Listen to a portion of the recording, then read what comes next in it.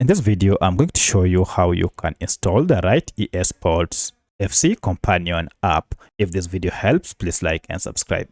First, I'll uninstall the app before we can install it. Now, to install the app, go to Google Play Store app, which is this. If you're on Android, however, if you're on iPhone, look for App Store. Tap on it to open, and then using the search bar on top here, or if you can see the search bar, you should see a search icon here.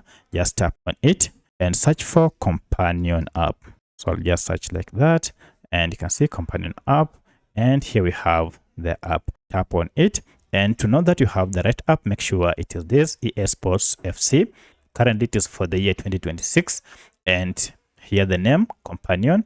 Make sure it is from Electronic Arts. At the time of recording this app had a star rating of 3.9 with over 613,000 reviews, and at the moment over 50 million downloads have been reported on this app. If you see these details, you know that you have the right EA Sports FC companion app. To install, tap on install, and this will download the latest version of this app and finally install it on your smartphone.